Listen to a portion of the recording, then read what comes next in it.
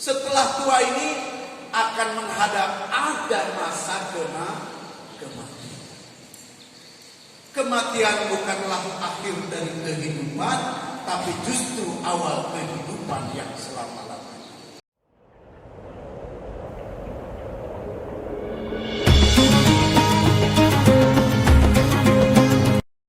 Assalamualaikum warahmatullahi wabarakatuh.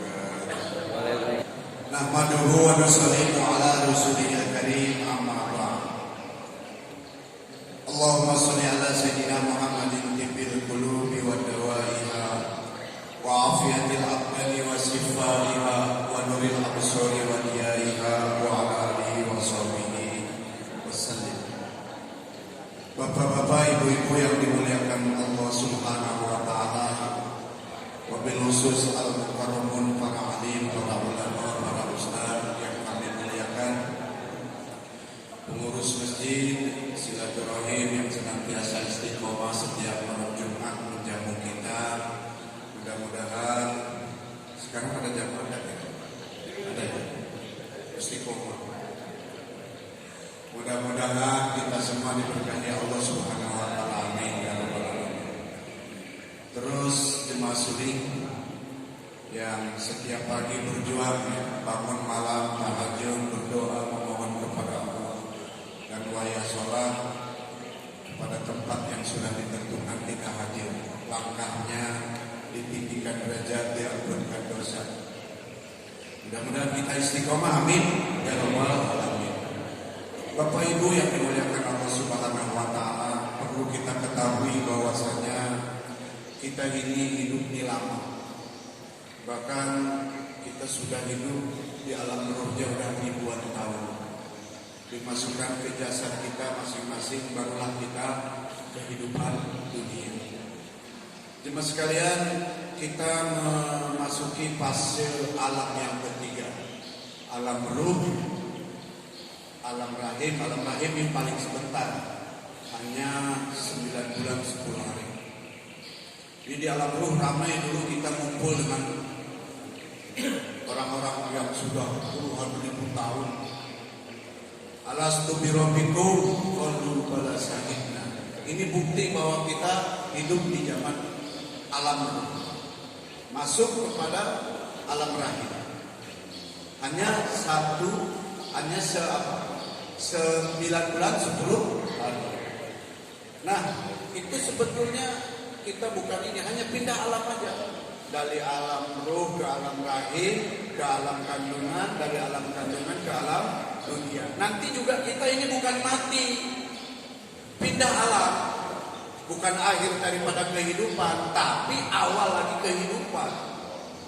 Mati ini ada pemisah antara alam dunia dengan alam kubur. Terus alam mahsyar, alam sirot, alam mizan. Nah, baru alam surga dan alam neraka. Jadi perjalanan kita sangat jauh. Jemaah sekalian, setelah ruh kita dimasukkan ke dalam jasad, maka sunatullah jasad inilah yang saat ini Bapak pakai semua ini jasad. Jasad inilah yang menentukan keselamatan kita di dunia dan akhirat. Kita telah memperlakukan jasad kita untuk apa?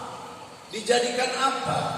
Maka jasad inilah yang akan bertanggung jawab di hadapan Allah Subhanahu wa taala. Kalau kita membawa jasad ini dengan ketidak berimanan, tidak mau ibadah, tidak mau taat, maka ini jasad akan bertanggung jawab atas ruh nanti di hadapan Allah Subhanahu wa taala.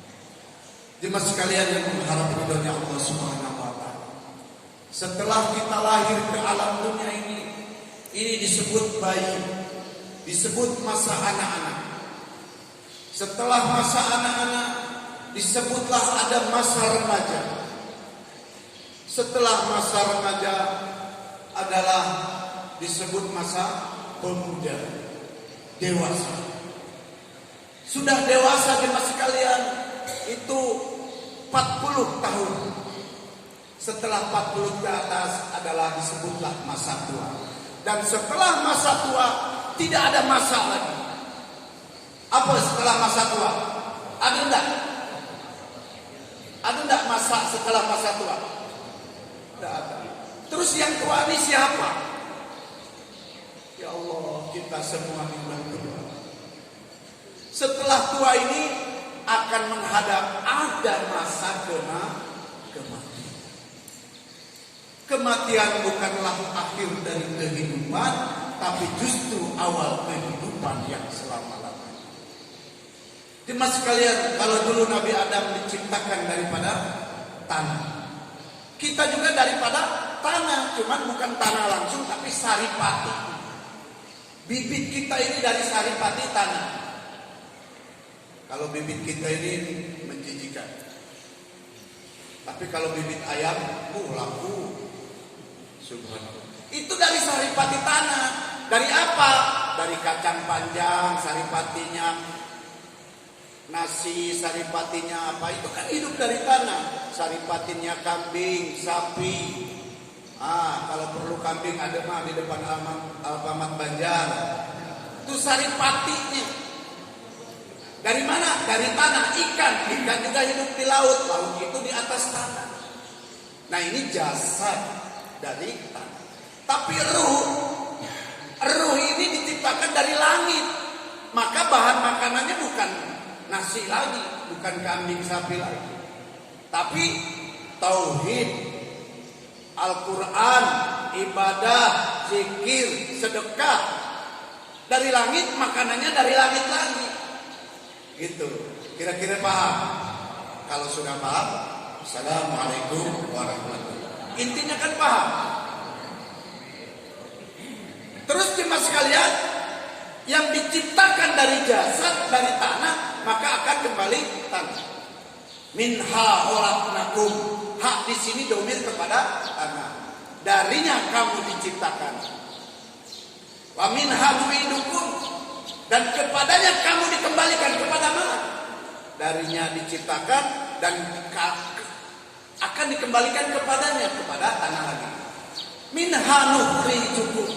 Dan nanti kamu akan dikeluarkan darinya, dari nanti setelah kiamat.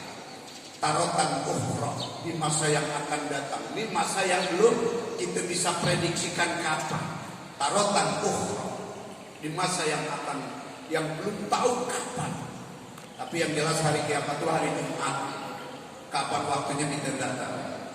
Dan seburuk-buruknya manusia adalah orang yang merasakan hari kiamat. Jadi jemaah sekalian jangan khawatir, nanti Allah utus angin pencabut nyawa khusus mengambil orang-orang muslim beriman. Nanti orang beriman habis semua, barulah kiamat. Jadi kita insya Allah udah beda alam lagi. Terus jemaah sekalian, jasad akan habis nanti dikubur, dan ruh yang zat. Jadi kan 4 ya nak. Unsur air, unsur bumi, unsur angin, unsur panas. Angin kelihatan enggak? Itu zat namanya.